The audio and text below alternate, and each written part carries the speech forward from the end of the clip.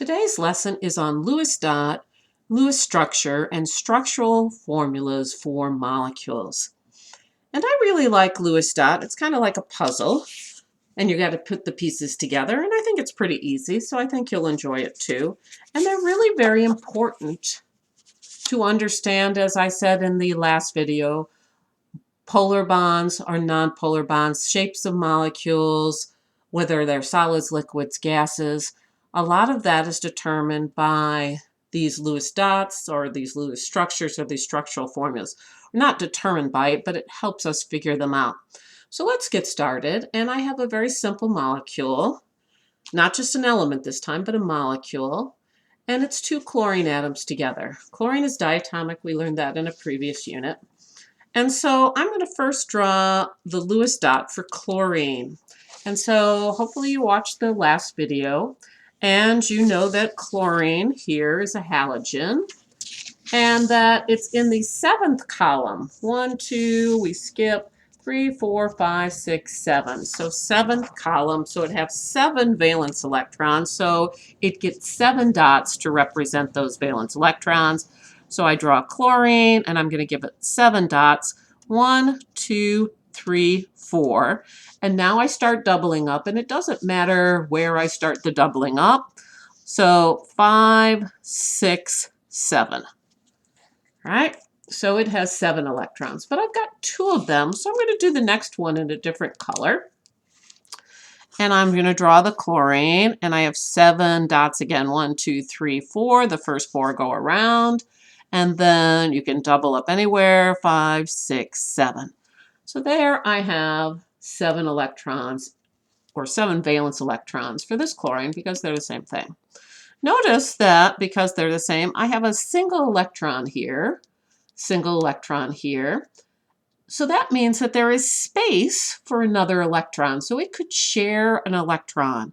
Remember, chlorine has a very high electronegativity, so it's not going to be giving up its electrons, but it can share electrons. So if this atom gets close enough to this atom where the electron orbitals start overlapping, these 2 electrons could occupy the same orbital and become a bond. So how do I draw that? Well, I kind of drew this so that we could put these together. So I'm going to put these right next to each other so it does look like they're sharing these electrons. So we write it like this: 1, 2, 3, 4, 5, 6, 7. And the next one I'm going to draw right next to it. So they're sharing. So 1 from red and 1 from blue, 1 from the left chlorine, 1 from the right chlorine. 1, 2, 3, 4, 5, 6, 7. So this is what a chlorine molecule looks like in the Lewis dot format. There's also something called the Lewis structure format. And you might be familiar with this format, and that's when there is a chemical bond, we give a line instead of dots. So I can draw this again, but this time, the place that I had the pair of shared electrons, I'm going to give it a line. And I guess I could still put this in a blue color, although you don't have to change colors. All right, so this is considered Lewis dot. And this is considered a Lewis structure. And the only difference between this one and this one is where there is a bond, where there is a shared pair of electrons. We put a line there to represent the bond. And then just structural is the most simple of all of them. And that's where we just put the line and we forget about all the other electrons. And this one line stands for a pair of electrons, what we call a single bond that is a pair of electrons. 1 electron from this side, 1 electron from this side, and they're bonded together. So this one line actually represents 2 electrons. So there you have it. This is Lewis dot, this is Lewis structure, and this is structural for the simple molecule Cl2. All right, pretty easy.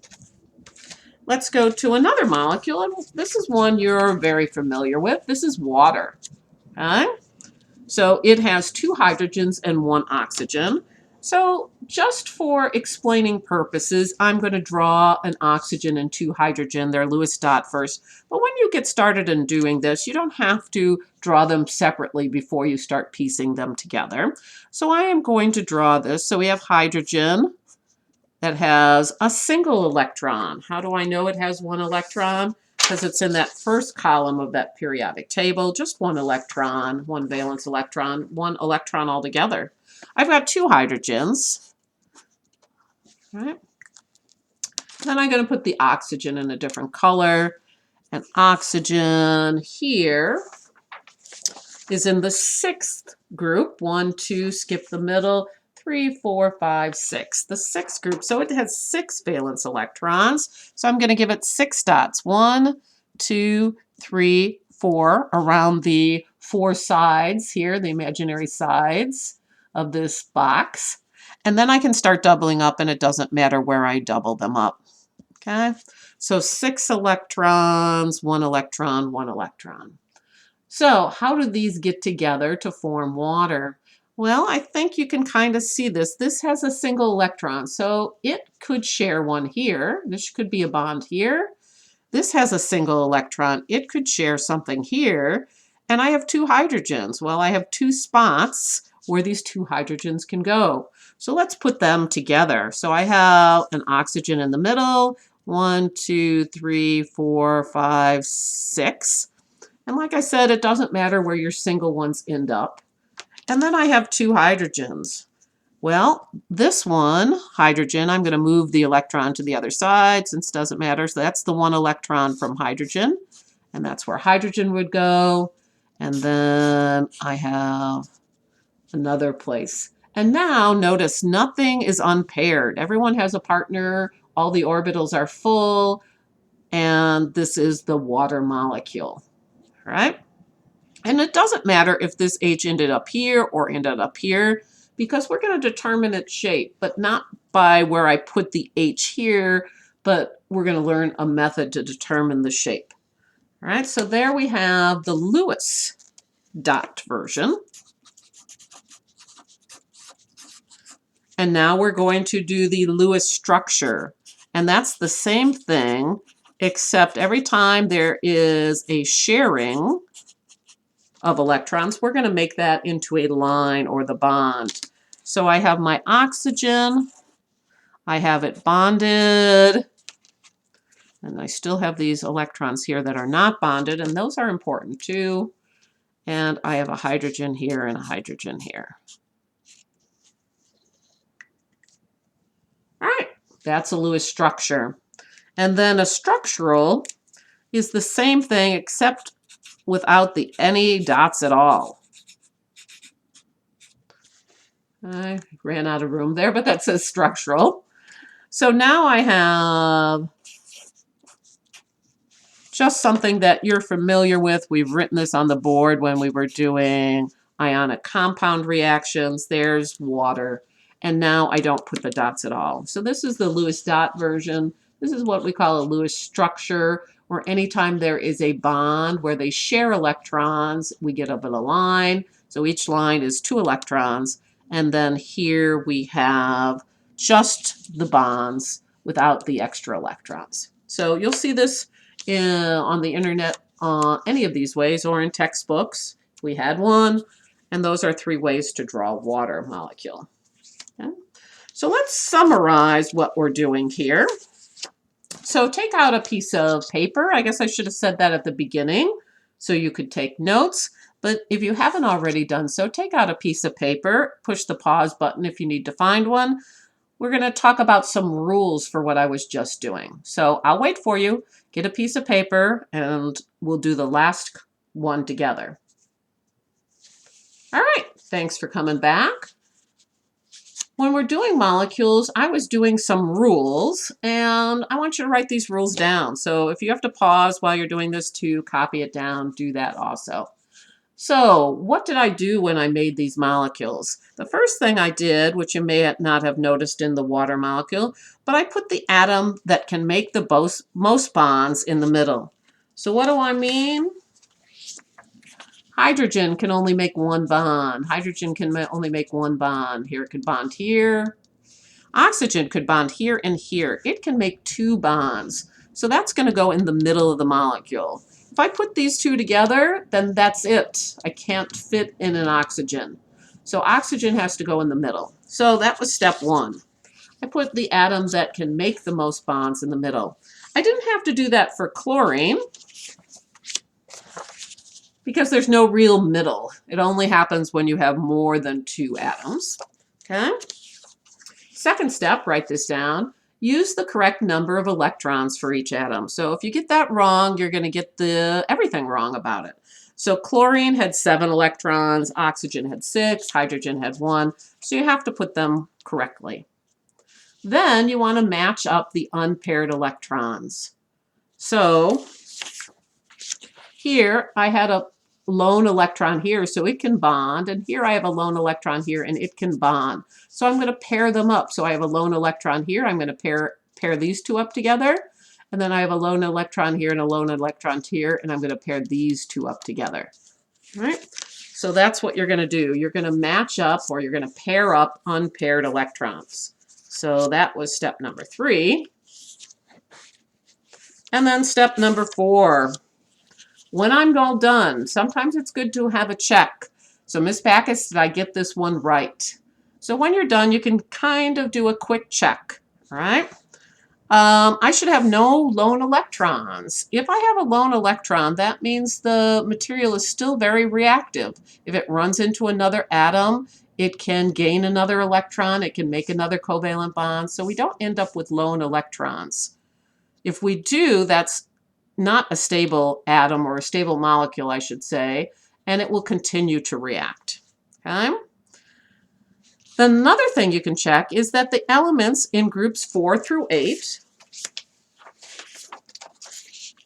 so that's the carbon family, the nitrogen family, the oxygen family, the fluorine family, and the noble gases, all of these should end up with 8 electrons around the center.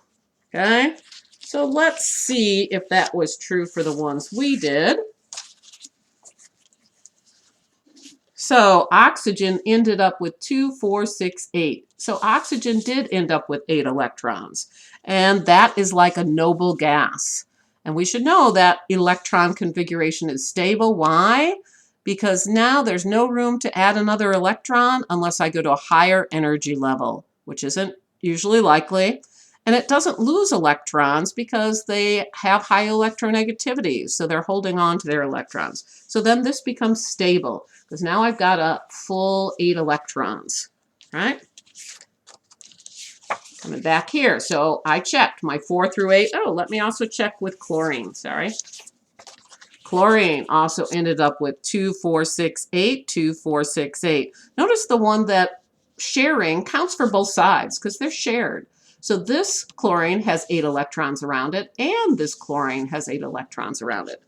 So far that's looking good. So elements in group 4 through 8 should have 8 electrons. Check. Hydrogen is in group 1. It is never going to get 8 electrons around it. It is going to become more like helium, which just has 2 electrons in it around it.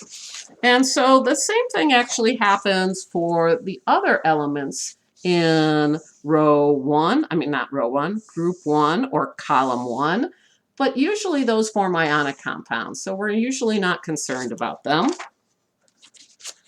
But let's take a look at water. This hydrogen has 2 electrons by it, this hydrogen has 2 electrons by it, so that fit the rules, all right? Then we have a couple more rules that happen just occasionally, all right? Because group 2 normally forms ionic bonds, and group 3 normally forms ionic bonds, but occasionally if there is a covalent compound that happens, and usually that's with maybe beryllium or boron, group 2 will only end up with 4 around it, and group 3 only ends up with 6 around it. So write these down. These will happen occasionally, but we don't see a lot of these. All right, let's do the last one, and then we'll follow these rules as we do that. And the last one we're going to try is NF3. So let's make the Lewis dot. So let's do the Lewis dot for the individual elements first. But once again, you don't have to do this step. You could jump to the next step if you want to. But I'm kind of showing you the process. So nitrogen, where is that? Nitrogen is here. So let's count 1, 2, 3, 4, 5. So it needs 5 electrons. 1, 2, 3, 4. And it doesn't matter where I start doubling up. All right? Fluorine. I'm going to take a different color. But if you don't have a different color, sometimes I also suggest to people to do something besides dots so you can tell which ones came with the fluorine. So maybe I'm going to do open circles here. And I have 7. 1, 2, 3, 4, 5, 6, 7. 1, 2, 3, 4, 5, 6, 7.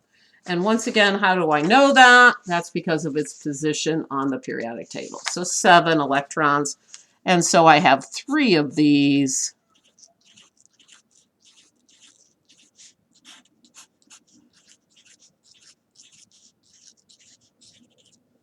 And it doesn't matter. I put the lone one here, and then I put the lone one down here. It doesn't matter because in a minute I'm going to move them. Well, I think as a puzzle you can see this one could have a partner, this one could have a partner, this one could have a partner. And I have a fluorine that needs a partner, so I could share these two. This nitrogen could share with this one, and this place could share with this one. So now I'm just going to reorganize them. And notice, that's going to follow the first one. Put the atom that makes the most bonds, that can make the most bonds, in the middle. So nitrogen can have bond 1, 2, 3 places. Fluorine can only bond 1 place. So those are going to be on the edges. So I'm going to put nitrogen in the middle. 1, 2, 3, 4, 5. Okay. And then I'm going to put a fluorine here, and a fluorine here. All right. So I'm going to put a fluorine here, and I'm going to share here. So that's 1, 2, 3, 4, 5, 6, 7. Fluorine down here, and I'm going to share it first. So that's my shared. 1, 2, 3, 4, 5, 6, 7. Okay. And then a fluorine here. 1, 2, 3, 4, 5, 6, 7. All right. So that is my Lewis dot.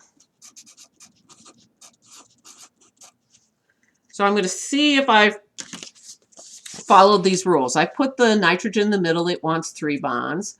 I used the correct number of electrons. Nitrogen has 5, fluorine has 7. I matched up the unpaired electrons. I did that. So I matched one of these with one of these, one of these with one of these, one of these with one of these. All right. Put them all together, match them up.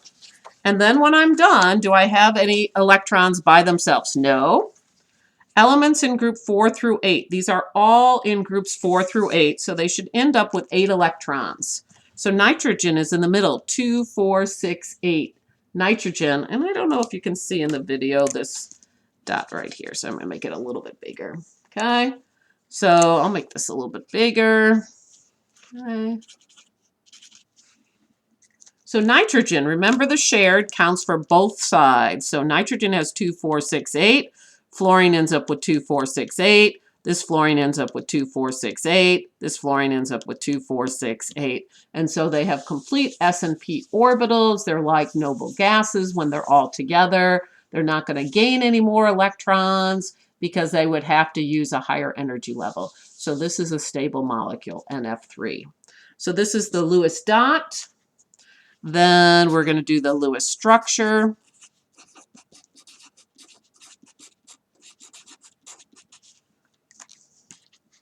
Which is the same thing. And to save some time, I'm going to do this all in blue this time. So for every pair that's shared becomes a line. So there's a sharing here, a sharing here, a sharing here, but not sharing on the top. So this is fluorine, fluorine, fluorine. And fluorine still has electrons here. All right. So there we have a Lewis structure. And our final one, I'll keep with the blue pen, is structural. which is just the lines and no dots at all, the simplest of all. So there we have it. Lewis dot, Lewis structure, and structural. All right, be prepared tomorrow to do these in class. Thanks for listening.